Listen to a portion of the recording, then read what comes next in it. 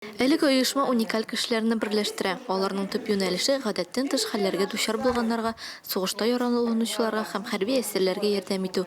Шулай ук Кызыл Хач оешмасының хезмәткәрләре студентларны мәктәп укучыларын да шәфкатьлелеккә һәм авыр минутларда кешеләргә ярдәм итәргә өйрәтә.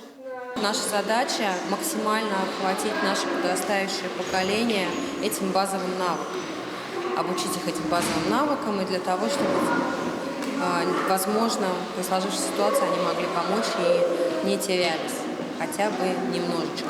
Укучыларга бик кирәкле тема, бик кирәкле белемнәр, чөнки тормышта төрле хәлләр булырга мөмкин. Инде укучы үзенә, иптәшләренә, туганнарына шушы ярдәмне күрсәтә алса, инде якыннарының өмерен саклап калу өчен дә бик файдалы белемнәр дип уйлыйбыз.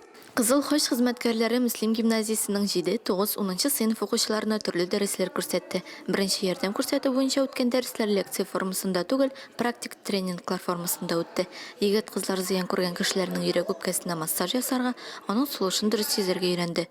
Осталар үз лайфхакларын да күрсәтте.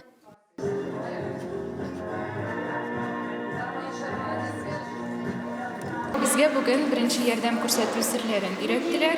Укытучылар төрле темаларга мастер-класс күрсәтте. Мин үз кулларым белән сыйныфташыма йөрәк массажы ясарга өйрәндем. Тормышта төрле очраклар булырга мөмкин. Авырлыкка очраган кешеләргә һәрчак ярдәм итә белү бик мөһим. Начар хис итүнең беренче билгеләрен вакытында күреп ала белсәк, ничә гомерне саклап булыр иде.